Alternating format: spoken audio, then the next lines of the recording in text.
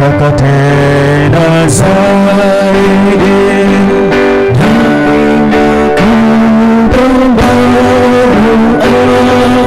mapenzi yake nifanye yale yanayompendeza zaidi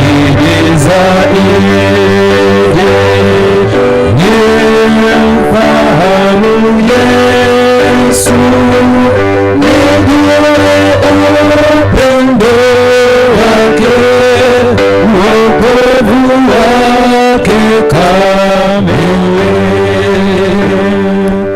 Nataka nikae naye kwa mazungumzo matamu, nizidi kuwaonyesha wengine wokovu wake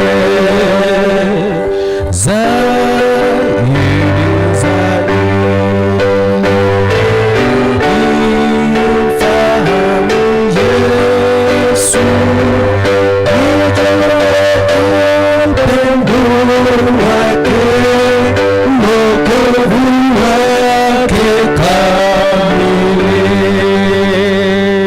Tuwape nafasi.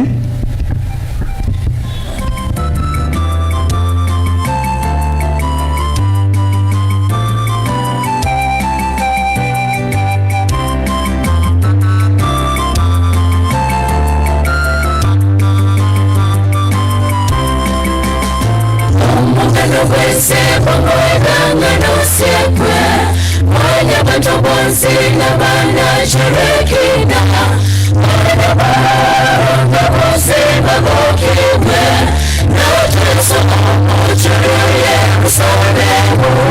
Pamoja wese pamoja na usiku mwenye matombozi na bana sherekina mwana baranga wose magokimwe na uteso omochuri Yerusalemu.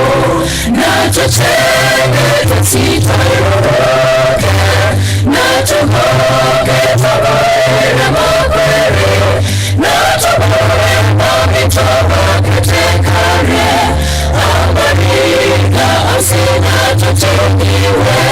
Nacho chenge tutitayoroke, nacho hoke tabaira makwere, nacho bore mamitoba kutekare, amarika asina tutengiwe.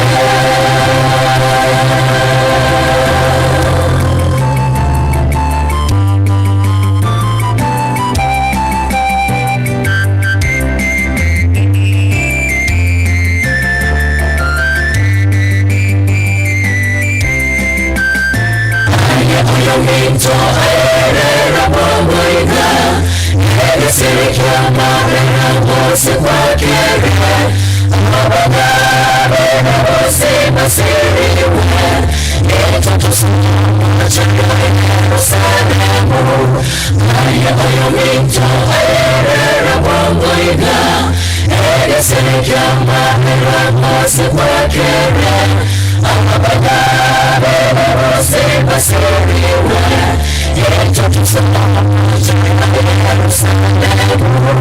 Nacho chenge tutitayoroke, nacho hoke tabaira makwere, nacho bore mamitoba kutekare, amarika asina tutengiwe. Nacho chenge tutitayoroke, nacho hoke tabaira makwere, nacho bore mamitoba kutekare, amarika asina tutengiwe. Nacho chenge tutitayoroke, nacho hoke tabaira makwere, nacho bore mamitoba kutekare, amarika asina tutengiwe. Nacho chenge tutitayoroke, nacho hoke tabaira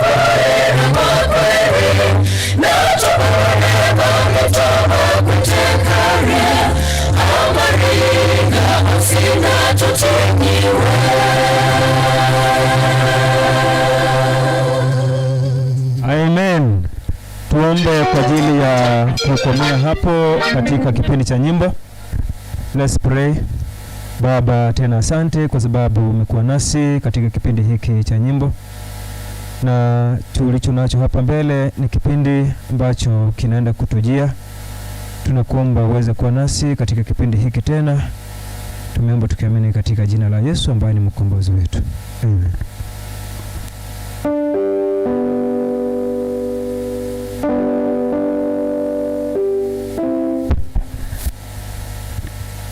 Wenzetu na wasalimu wa mchambo. Habari za asubuhi. Naona baridi imekuja sana, lakini hata hivyo tunaendelea. Sasa tunataka tuingie katika kipindi kingine, na ni kipindi cha Offertory. Kwa hivyo bila kupoteza wakati, nataka kumleta mwenzetu Samuel, alafu acha tuendeze katika kipindi hiki. Samuel, karibu.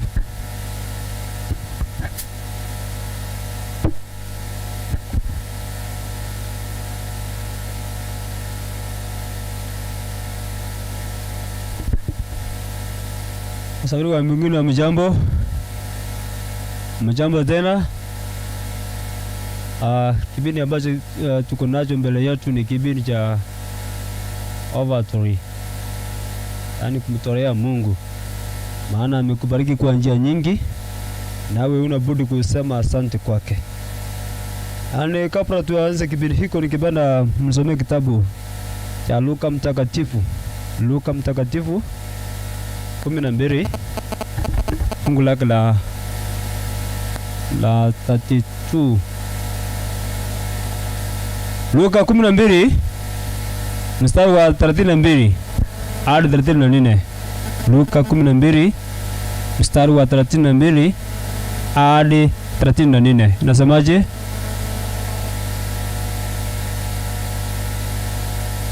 Biblia nasema hivi: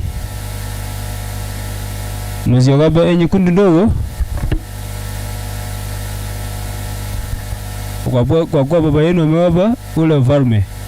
Endelea. Iwa viuzeni vile mlivyo navyo, mtoe sadaka.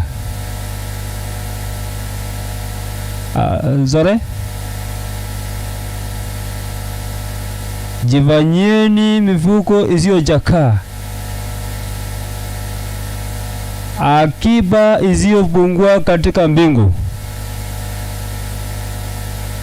mahali pasipo karibia mwivi, wala nondo haiwezi haribu. 34. Yeah. Kwa kuwa hazina yenu ilivyo, ndipo moyo wenu unakuwa. Watu waangalifu. Atuombe. Mtakatifu asiye bali juu sana, ni wakati mwema ambapo tunaenda kukutolea lile ambalo umetubariki. Tunajua umetubariki kwa vingi, na wakati huu tungependa kukutolea vile ambavyo umetubariki vyote. Utupe Roho Mtakatifu, tupe roho ya uaminifu kukutolea vile ambavyo unahitaji. Kwani tumeomba haya machache kupitia kwa jina la Yesu aliye Bwana mkombozi wetu. Jamani, Mungu ametubariki kwa njia nyingi sana. Kwanza kitu ambacho Mungu ametubariki sana ni uhai. Uhai. Amekupa uhai bure. Hakuna kitu ambacho umempa. Jamani, huna budi kumpa asante. Amekupa ng'ombe, amekupa kondoo, amekupa kuku, amekupa mpaka watoto amekupa. Basi huna budi kumpa asante. Na hii hewa ambayo tunapumua amekupa bure. Kama hii hewa angekuwa kama stima ile ambayo unafinya tu kidogo alafu stima inaenda, basi Mungu basi tungesumbuka kwa miaka mingi sana. Kwanza watu wengi tungekufa. Lakini Mungu amekupa free of charge, amekupatia free of charge. Sasa imefika wakati wa kumwambia asante Mungu kwa kazi ambayo umetufanyia, kwa vitu ambavyo umetupa. Basi tumtolee, tusimtolee kitu ambacho hataki. Anataka kitu kile ambacho amekubariki umpe kile kile. Wakati mwingine ingeomba masimazi wa kanisa wakasimame wakachukue fursa hii kutoa zaka na sadaka iliyo tabia bora. Masimazi wa kanisa. Halo?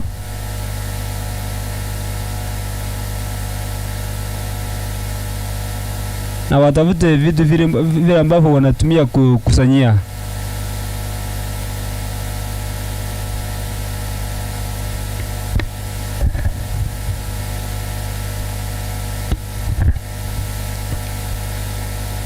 Halo? Bia, kama mlisahau leo, sio saka natangaza. Kama ng'ombe, Mungu amekubariki na ng'ombe, umeona unafaa kumtolea Mungu, basi kesho leta. Kama umeona ni mbuzi amekubariki nayo, nataka kumwambia asante, kesho usiwaze kosa kuleta. Leta. Lakini sasa hizi nimesema saka na sadaka sikusanywe. Halo? Pita kila sehemu.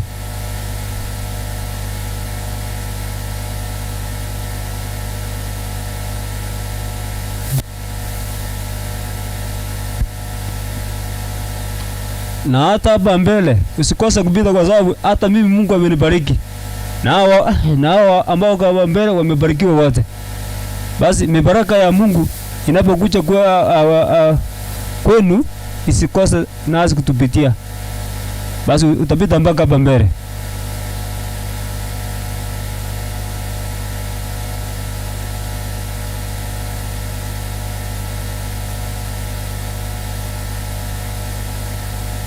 Kubia basa.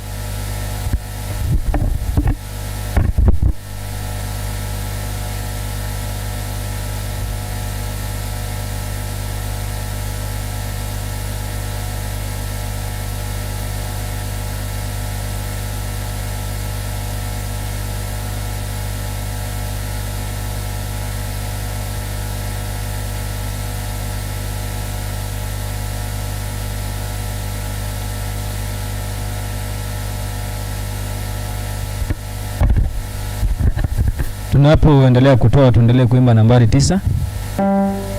Muumbaji mfalme, vitu vyote vyako ni kwa ukarimu wako ninabarikiwa, ni kwa ukarimu wako ninabarikiwa. Uliyeniumba na kuzisifu ihsani zako kuu, sina budi kuzisifu ihsani zako kuu. Nitatoa nini kwanza vyote vyako, upendo wako wadai moyo wa shukrani, upendo wako wadai moyo wa shukrani. Nipewe neema niwe na uwezo wa kuishi kwako Bwana siku zangu zako, wa kuishi kwako Bwana siku zangu zako. Nambari 55,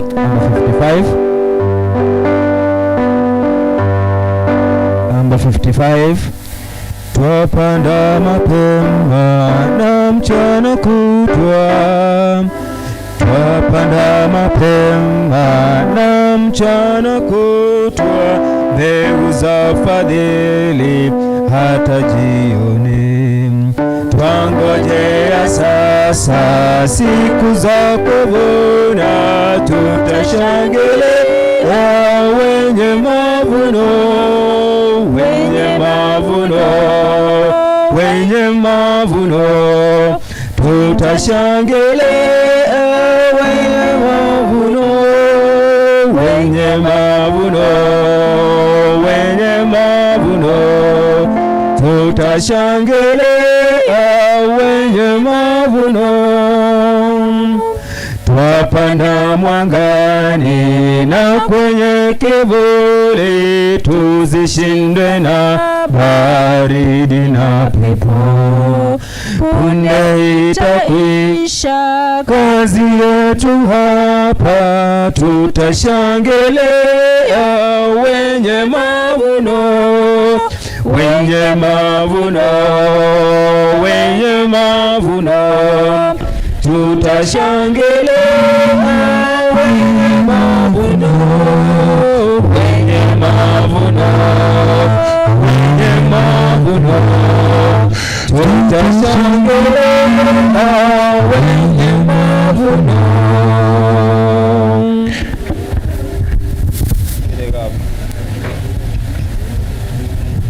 Amaneno mu byo byonsi ibiwato sene tinabiro twakuwereire mamirano tuzise nitukurure ebindi basubira amagote zitele sukubolito.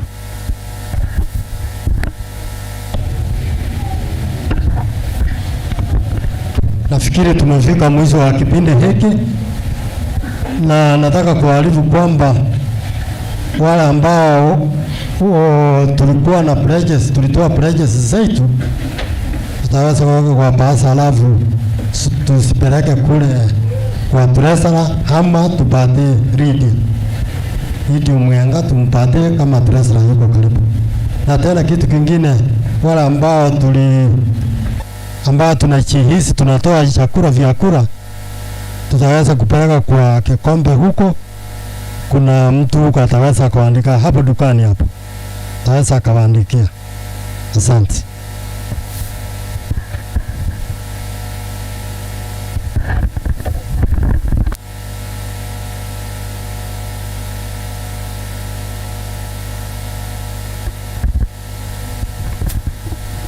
Mia moja hamsini na tatu. Tunaposubiri kipindi 153, fikira moja tu, tuimbe fikira moja tu, kurejea tena, nimekaribia mbingu zaidi ya jana. Karibu na njoo, karibu na kwetu sasa.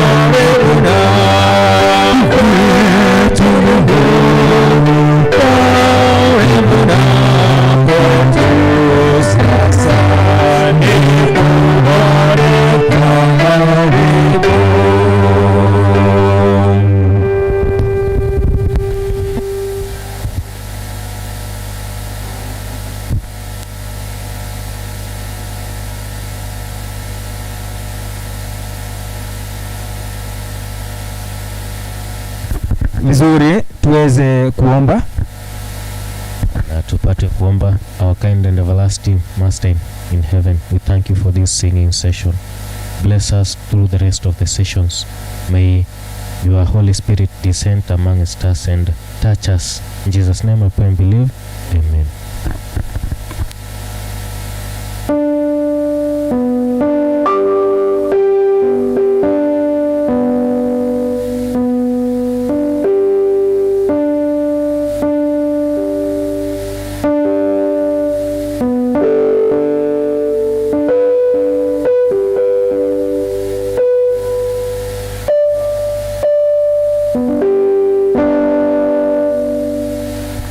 Bwana na mpenzi wa Mungu, tena mchambo. Ni wakati tumefika wa divine service. Kabla cha mkaribisha mnenaji, kwaya ya Millennium, karibu mwiche mkaribisha mnenaji.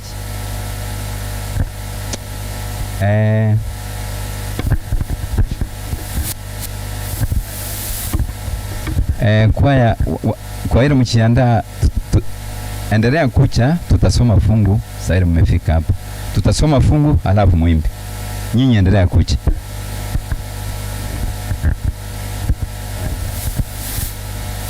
Hiyo ni Kiswahili.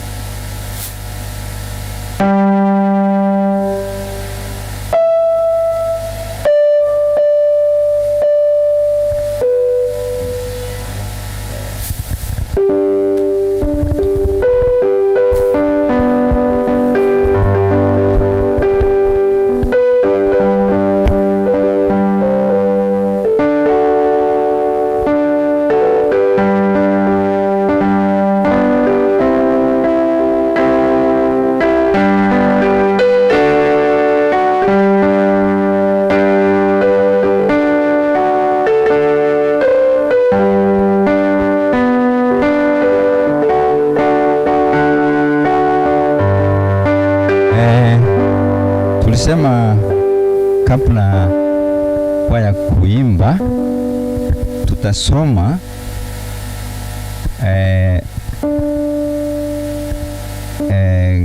kitabu cha Ufunuo. Tufungue sisi sote kitabu cha Ufunuo.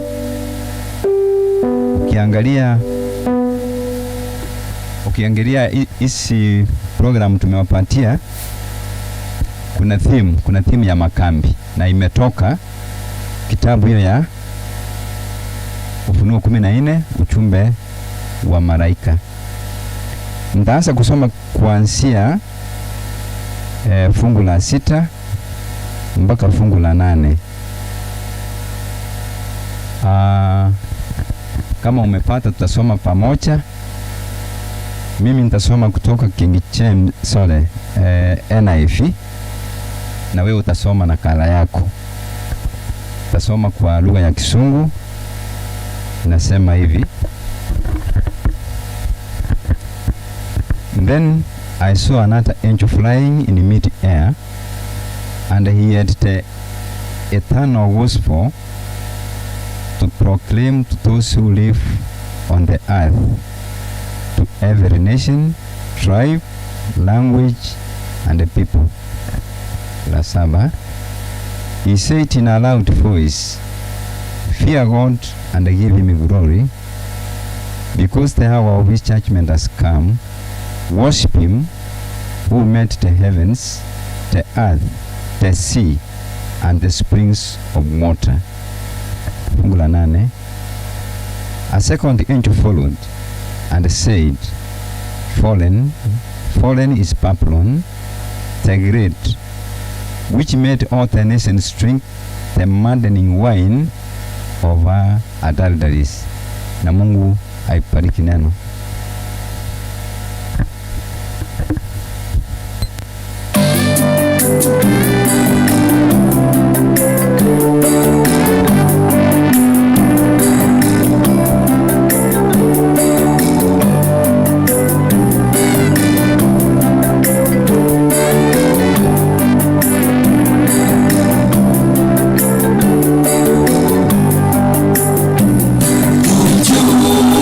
Mama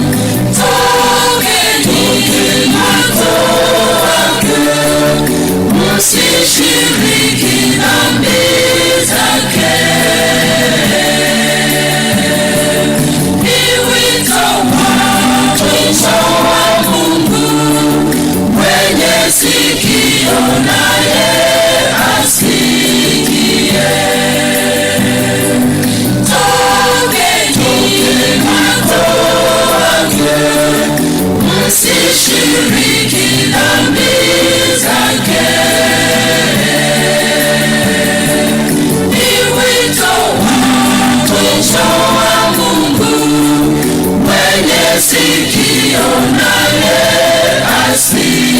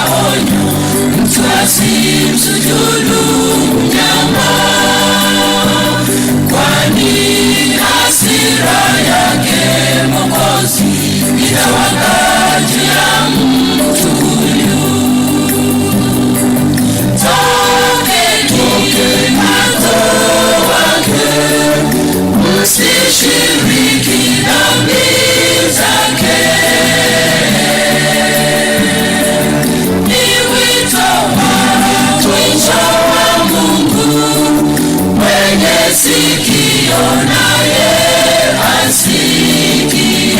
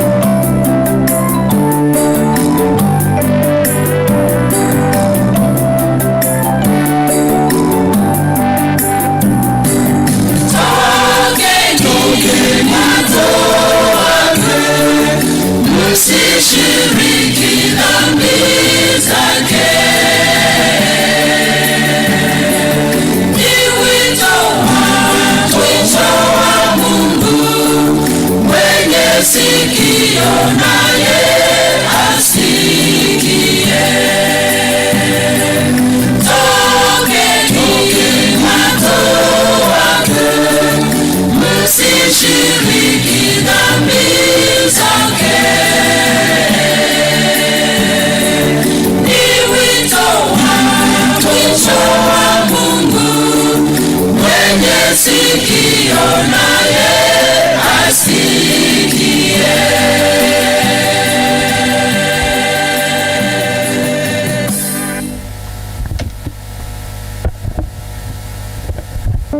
Sema amina, amen kwa kwaya.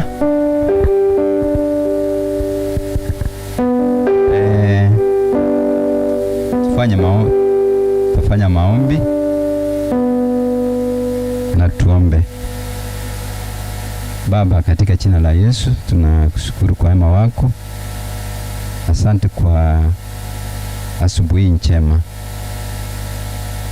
Asante kwa mapenzi yako, umekuwa nasi tangu asubuhi na tumeona mapenzi yako mengi kwetu. Asante kwa makambi haya. Tangu tulipoanza asubuhi tumeona programu yetu inaendelea vizuri. Tunaomba uweze kutujaza Roho Mtakatifu kila mmoja wetu, ili neno takatifu wakati mnenaji atakaponena iweze kumea roho zetu, tusaidie kwa Ukristo wetu. Mnenaji nimemkabidhi mikononi mwako, uweze kumjaza na Roho Mtakatifu, ili yale yatatoka kinywani mwake tukuone, lakini tusimwone, lakini tukuone. Tumeomba haya machache tukiamini umetusikia, ni katika jina la Yesu Kristo tumeomba, amina. Nitachukua wakati huu nimkaribishe mgeni wetu wa makambi haya, our first speaker. Kwa majina anaitwa Pastor Ombi Eliot Mushanga. Pastor Eliot Mushanga anatoka Republic ya Tanzania, kule mkoa wa Kilimanjaro. Wale mmetembea sehemu za Taita, ukifika pale Taveta, Kilimanjaro, the slopes of Mount Kilimanjaro, kuna watu wanaishi pale wanaitwa Wapale. Yeye ni Mpale. Nafikiria nimeongea yeye atajitambulisha zaidi kama kuna mahali ambao sikuongea vizuri, na kama kuna mahali nimeongeza. Pastor, nikukaribishe kwa wakati huu. Karibu. Asante. Haleluya. Amen. Haleluya. Amen. Hamjambo. Habari ya asubuhi kuelekea mchana. Njema, na nyie bado mmejikunyata. Habari ya asubuhi kuelekea mchana. Sijasikia bado. Mbona mimi nawashinda na mimi sili ugali mkubwa kama nyinyi? Habari ya asubuhi kuelekea mchana. Semeni njema sana. Haleluya. Ni njema sana. Kwetu tunasema njema, njema, njema sana. Mara ngapi? Mara 3. Ninamshukuru Mungu kunipatia nafasi hii tena asubuhi ya leo kuja mbele zenu tuweze kumwabudu Mungu pamoja. Haleluya.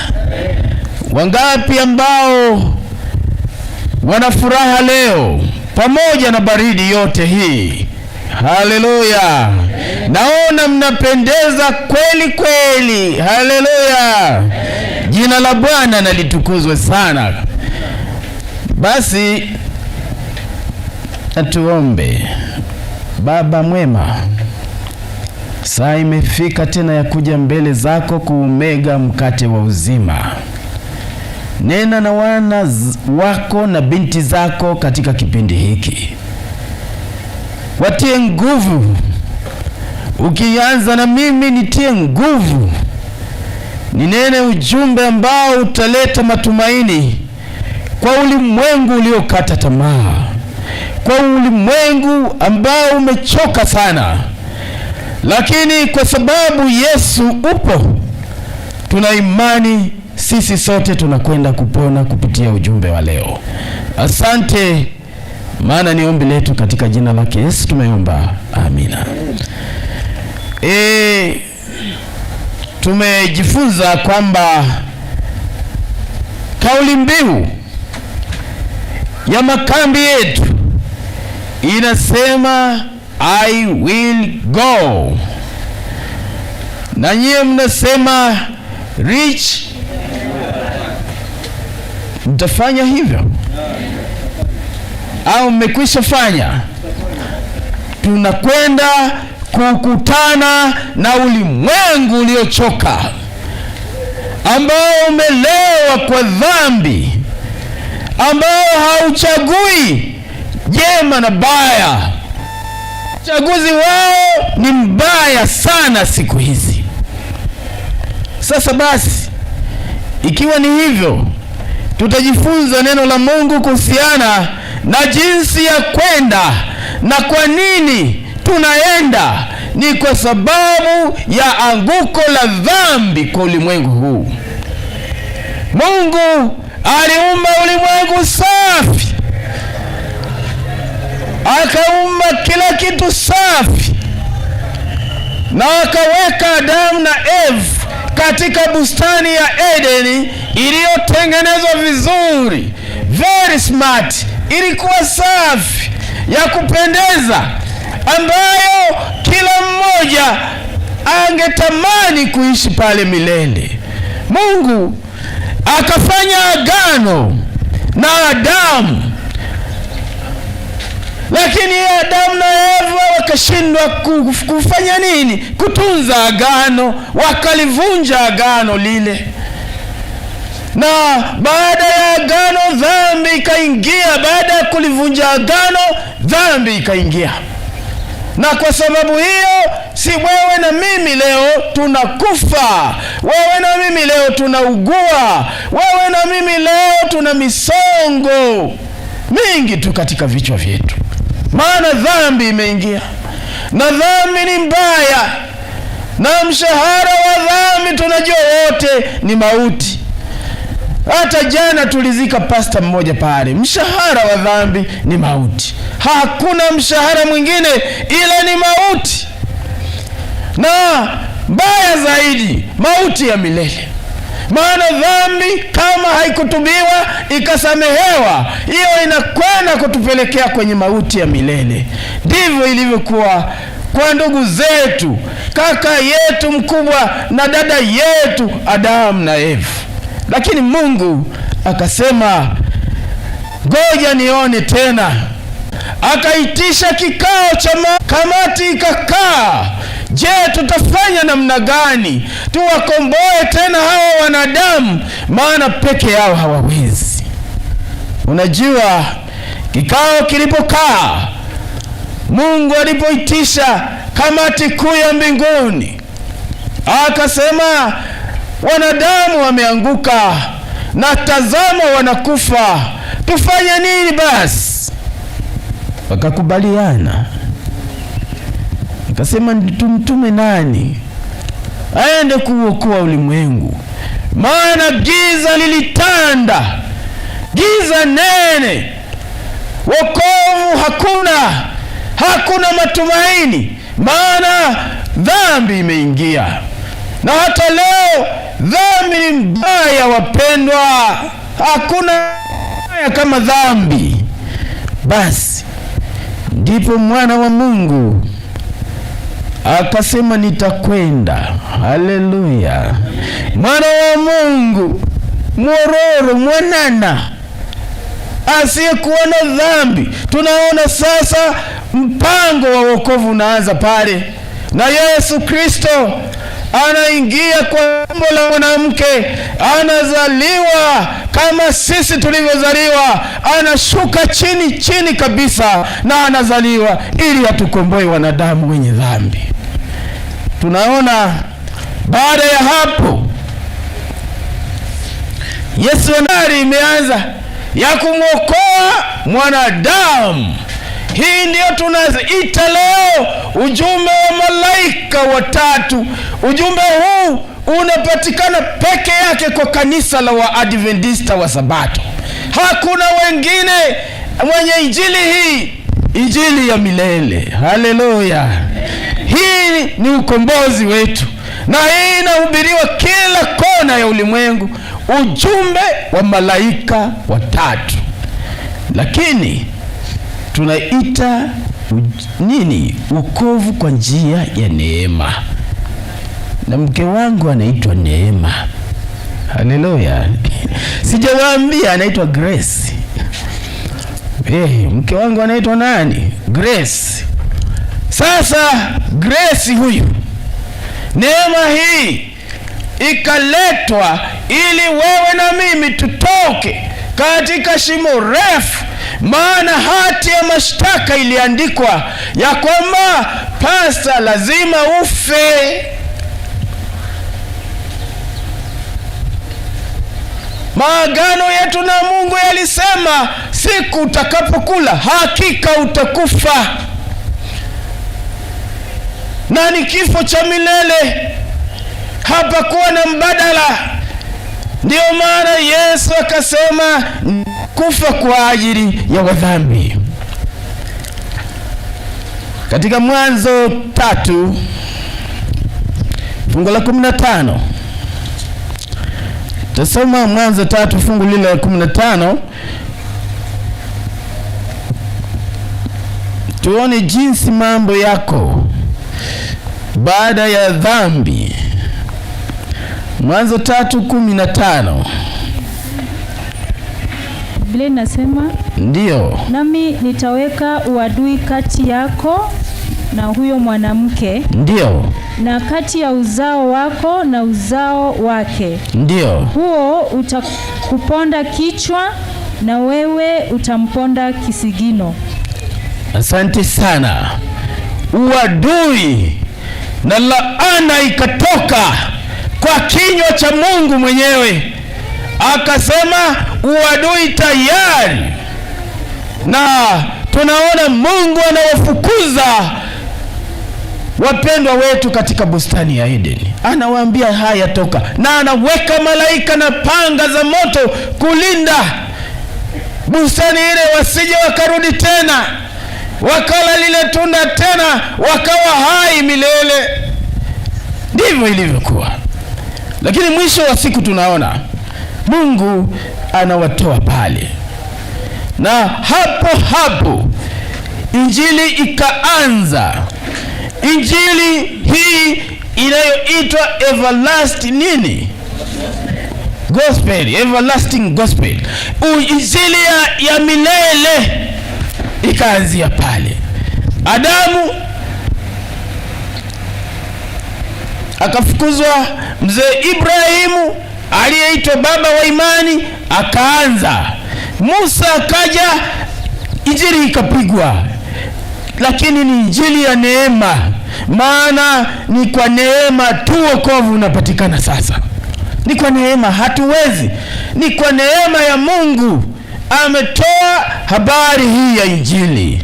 Lakini tunaona akaendelea na injili hii katika kipindi chote cha Agano la Kale. Manabii wakahubiri, wakafundisha pamoja na watu wa Mungu pale. Hebu tusome kitabu cha Waebrania 4 fungu la 1 na la 2. Tuone habari hii njema kwa wana wa Israeli. Waebrania 4:1 na 2. Basi anasema, basi ikiwa ikaliko ahadi ya kuingia katika raha yake, na tuogope mmoja wetu asije akaonekana ameikosa. Na la pili, maana ni kweli sisi nasi tumehubiriwa habari njema vile vile kama hao. Vile vile kama hao. Lakini neno lile lililosikiwa halikuwafaa hao. Kwa sababu halikuchanganyika na imani ndani yao waliolisikia. Na ninyi hatuna imani. Na wauliza, je, ninyi mna imani? Tunayo. Mnaamini kwamba Yesu ni mwana wa Mungu aliye hai na aliyekuja akafa kwa niaba yetu? Mko na imani?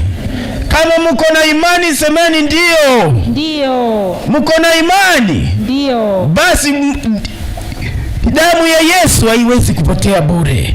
Haleluya. Damu ya Yesu haitapotea bure, maana tunaokolewa kwa neema kwa njia ya imani kwa Bwana wetu Yesu Kristo. Haleluya. Tunaokolewa kwa njia hiyo. Lakini hebu tukiendelea pale, kuna maneno mazuri ninayasoma sasa, kwamba manabii hao wakaendelea kuihubiri hii Injili kwa kadiri Bwana alivyowabariki. Lakini ukienda katika Isaya 53, huyu Yesu anatabiriwa kwamba atakuja kwa mara ya kwanza kwa ajili ya mpango wa wokovu. Naeleza kwamba ana nini? Ile sura yote ya Isaya 53 inaeleza habari za huyu Yesu, mwana kondoo wa Mungu anayeenda machinjoni. Amebeba madhaifu yetu, amebeba kila udhaifu tulio nao. Haleluya. Lakini ukienda tena sura ya 11 anaelezea jinsi Yesu atakavyokuja mara ya pili. Kwa hiyo Injili hii ikaendelea. Yesu akawekwa kama mpatanishi. Unajua, unapovunja agano lazima kuna kuwa na mpatanishi, maana agano linaandikwa. Sasa limevunjwa, lazima kuwe na mtu atakayefanya upatanisho, maana pasipo upatanisho hilo agano litakuwa ni sufuri. Kwa hiyo upatanisho ukawekwa, na Yesu ndiye mpatanishi wetu. Haleluya. Anatupatanisha na Mungu Baba. Haleluya. Tumaini letu ni Yesu mpatanishi wetu, na kama asingalikuwepo tungepotea milele. Katika kitabu cha Wakorintho wa pili 5:19, hebu tusome pale. Wakorintho wa pili 5:19, isomee pale. Ile inasema kwamba ndio, anasema Mungu alikuwa ndani ya Kristo. Mungu alikuwa ndani ya Kristo akiupatanisha ulimwengu na nafsi yake. Haleluya. Amen. Mungu akaingia ndani ya Kristo kuupatanisha ulimwengu pamoja na Kristo. Yaani Mungu akaingia ndani ya Kristo kuupatanisha ulimwengu. Hiyo si habari njema jamani? Amen. Hiyo si habari njema? Ndio. Ni kama mmesikia baridi sana leo, hamkupata kitu cha sawasawa. Hiyo ni habari njema. Alafu hebu tusome tena kitabu hicho cha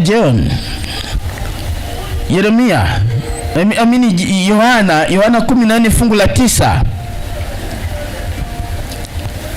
Yohana 14 fungu la 9. Nasema kwamba ndio, bado kitambo kidogo. Anasema bado kitambo kidogo, na ulimwengu haunioni tena. Bali ninyi mnaniona. Na kwa sababu mimi ni hai. Ninyi nanyi mtakuwa hai. Yaani yule mtumishi wa Bwana alisema tulikufa pamoja na Kristo na tunafufuka pamoja naye. Na hivyo basi anasema bado kitambo kidogo tu mnaniona hapa, nitaondoka kwa sababu niko hai. Nimetoka katika kaburi, niko hai, na ninyi mko hai, maana mmefichwa ndani yangu. Kwa njia ya imani peke yake tunahuishwa. Haleluya! Kama hatuna imani, basi ni kifo cha milele, lakini tukimwamini Yesu tunahuishwa pamoja naye. Nataka niwaambie, dhambi ni mbaya. Siku moja rafiki yangu kule nyumbani ambaye ni diwani, hapa mnaita Avarai au Avagambi ni Mugambie au ni chief? MCA. Okay. Huyu rafiki yangu aliletewa mtoto wa miaka 3, mjukuu. Akae naye, na siku moja,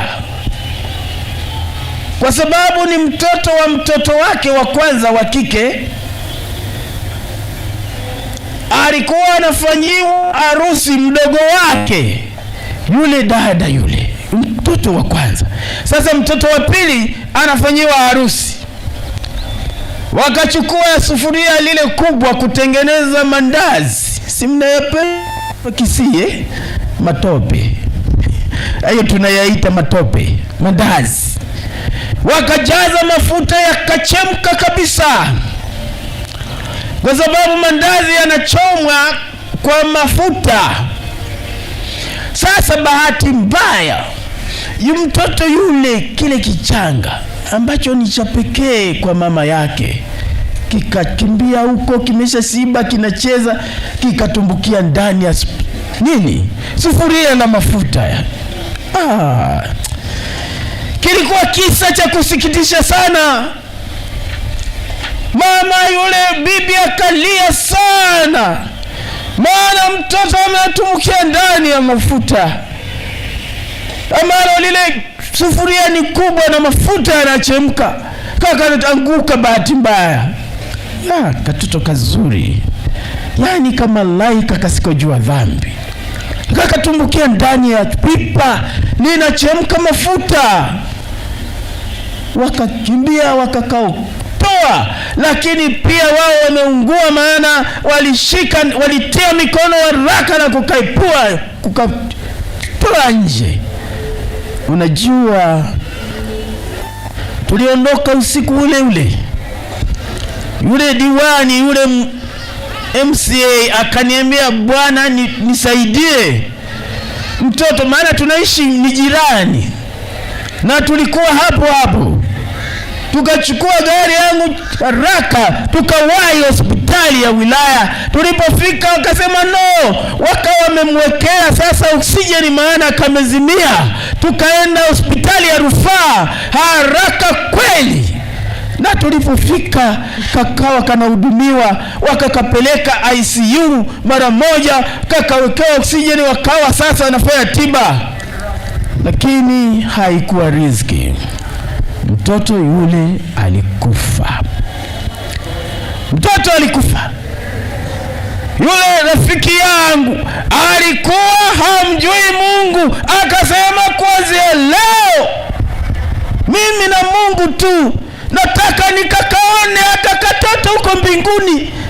Alilia machozi ya kutisha, kilio cha mbwa.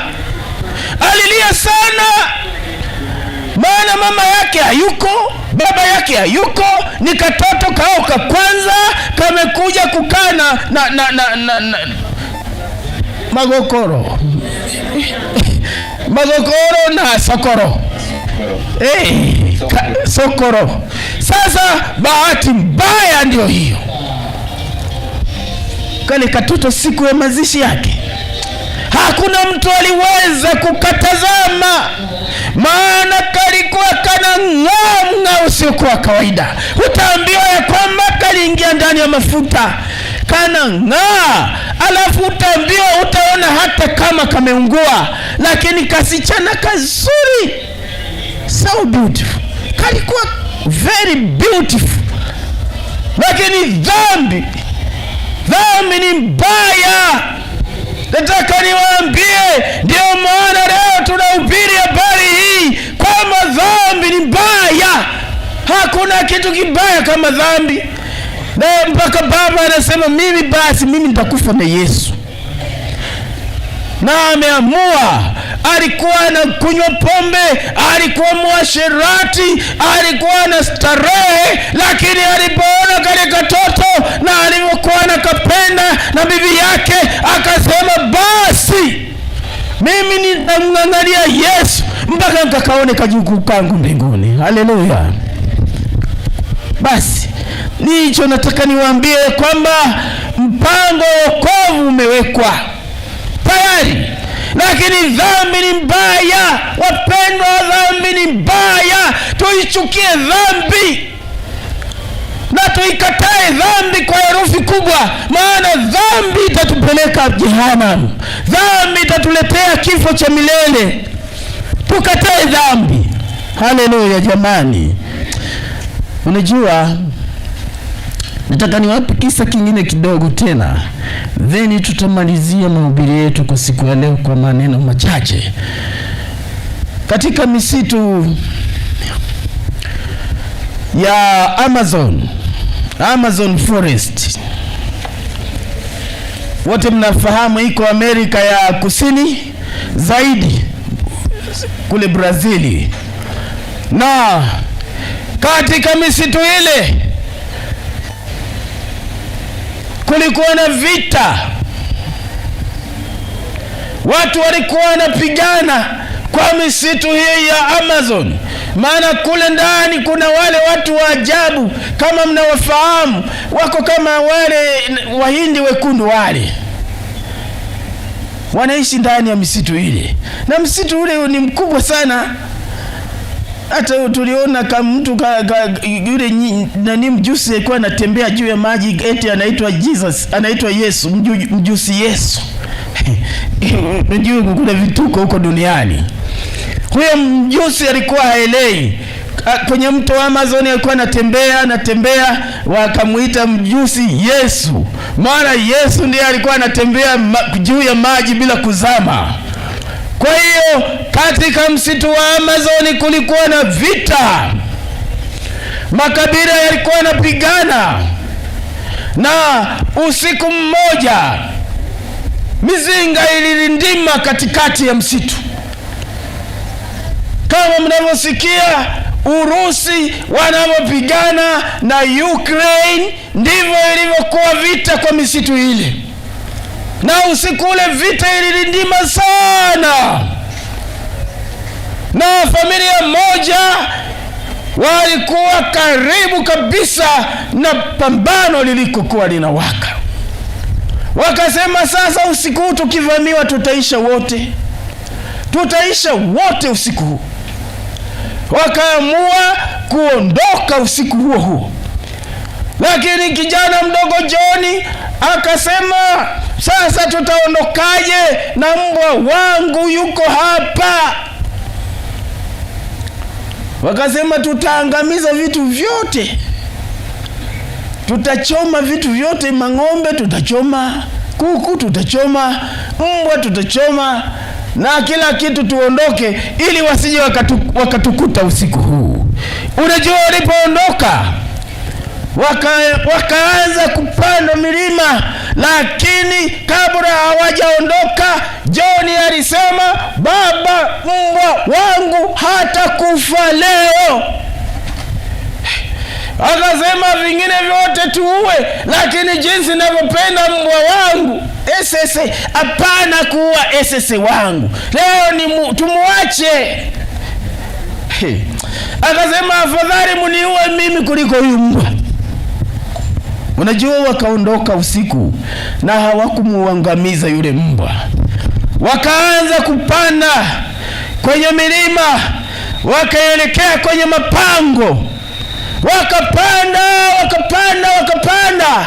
Wakaona pango moja karibu kubwa zuri, wakaingia wakajificha. Walipotoka muda si mrefu, maadui wakaingia. Maadui wakafanya nini? Wakaingia, na walipoingia wakaangalia, wakasema hakuna mtu, wanataka kutoka, wakaona kambwa. Wakaenda wakasema kuna mbwa hapa, lazima kulikuwa na watu hapa. Walipoona mbwa anabweka anahangaika, wakasema ngoja tukafungulie. Wakakafungulia kambwa hako, kumbe kanafuata nyayo za wale sasa. Maana kanajua wazazi na akina John wamepita wapi. Kakafuata, na maadui wakafuata nyuma, hao mpaka kwenye pango. Walipowaona kwenye pango, wakawararua kwa risasi, wote wakaishia pale.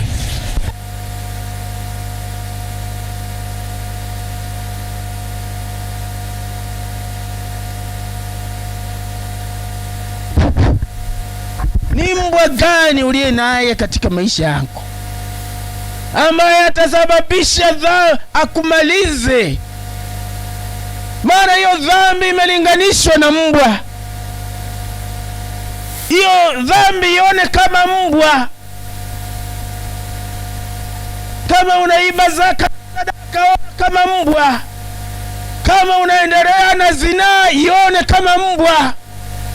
Na hiyo dhambi unayoiacha, hiyo ndio itakayo kuangamiza. Hiyo dhambi hiyo, kataa hiyo dhambi, ndio itakayo kuua. Mshahara wa dhambi daima ni mauti.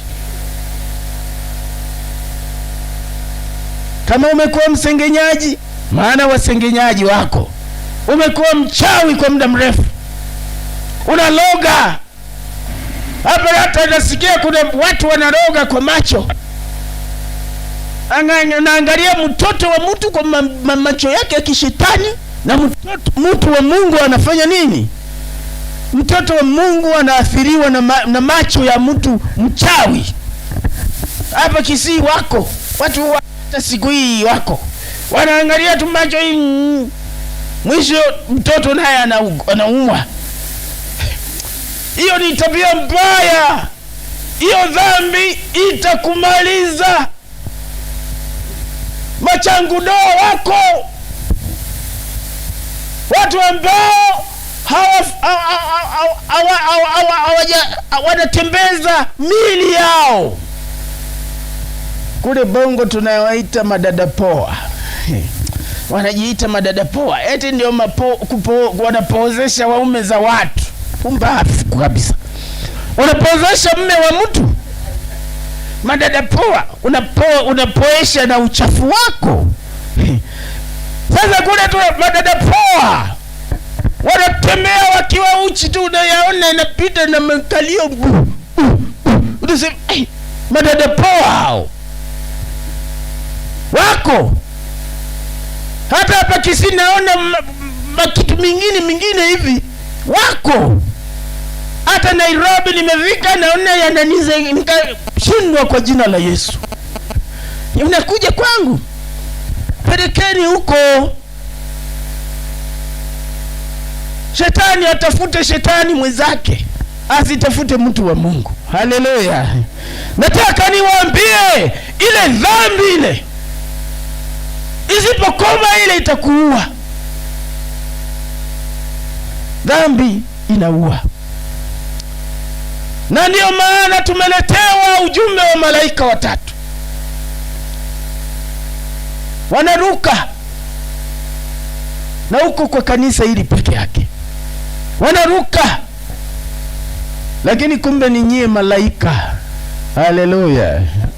Hatutawaona malaika wakipita hapo juu. Malaika ni nyie mliokaa hapo. Bwana anahitaji mpeleke ujumbe huo. Nitaka nimalizie hapa.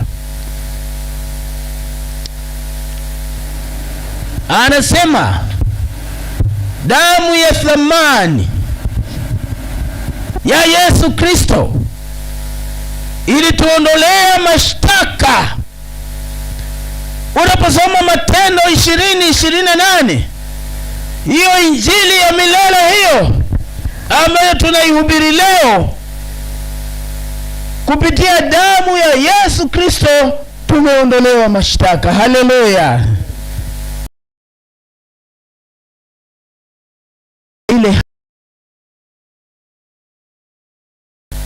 tukubali msalaba, msamaha uko.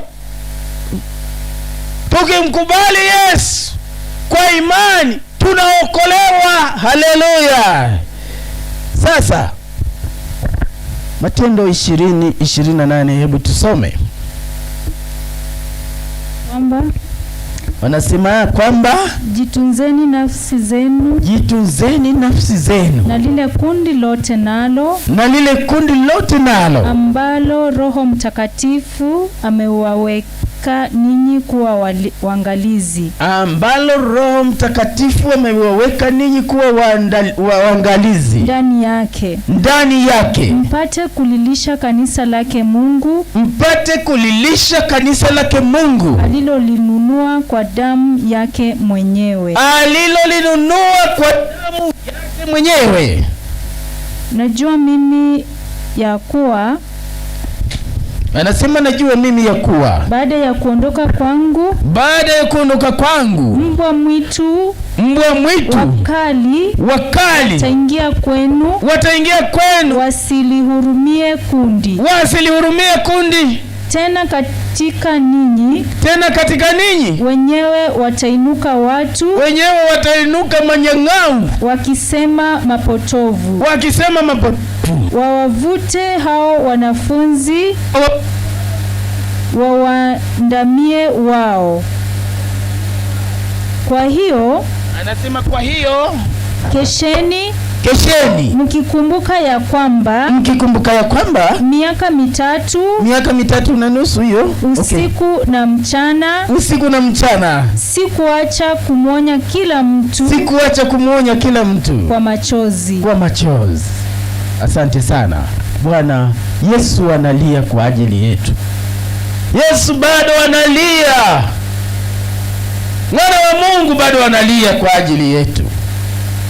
Miaka 3 na nusu alilia na wale, na ameondoka. Bado machozi yake ninayaona, bado damu yake naiona, bado walivyotemewa mate na damu zilizochuruzika kwa ajili yako na mimi, namuona Yesu. Sasa mwisho anasema Injili ya milele inatuweka huru kupitia hatua kuu 3. Hatua ya kwanza ni ile inayoitwa justification. Sawa. Justification ambayo ilitolewa pale kifo cha Yesu kilipofanyika. Yaani pale msalabani tu pale ilishafanyika justification, kuhesabiwa haki kwa njia ya imani. Haleluya. Hiyo ndiyo ya kwanza, justification. Alafu hatua ya pili ni sanctification. Hili ni zoezi endelevu ambalo hata leo ndio maana tunahubiri injili hii kwenu, na nyie mpeleke. Haleluya.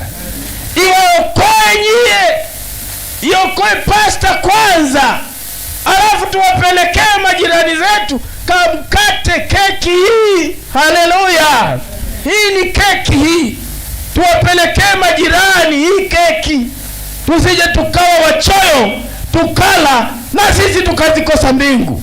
Yeyote atakayeacha kupeleka keki hii itakula kwake. Biblia, sisi Waswahili tunasema itakula kwake, kwa sababu yeye mwenyewe hataenda mbinguni. Alafu umebaki na hiyo keki, ikusaidie nini? Kula ushibe, ucheue, upelekee na wengine. Haleluya. Kitabu kile cha Christian Service kinasema nimewapa mkate ili muwagawie na wengine. Msile wenyewe, msiwe wachoyo. Msiwe kama bahari mfu inaingiza tu haitoi. Ile Dead Sea inaingiza maji mengi, lakini hakuna mahali inatoa, na wala haivimbiwi. Maana kama ni mimi nakula tu haikitoki, ningekufa. Ndio maana inaitwa bahari mfu, maana inalishwa haitoi. Lakini jambo la tatu ni glorification. Haleluya. Glorification. Hiyo Hata mimi natamani hiyo siku ifike, nivikwe mwili usioharibika. Haleluya! Mwili wa utukufu usioharibika. Hilo ni tamanio la kila mtu, ule mwili ule. Yesu akija tu, kwa wale waliomchagua watavikwa mwili wa utukufu ambao kamwe hautakufa. Yeye mwenyewe anakuja na utukufu, anatuvika miili ya utukufu ambayo kamwe haitakufa. Haleluya! Sasa basi, Waebrania 2:3 wanasema, sisi je, tutapataje kupona tusipo ujali wokovu mkuu namna hii? Na Amos 3:3 wanasema, je, watu wawili waweza tembea pamoja wasipopatana?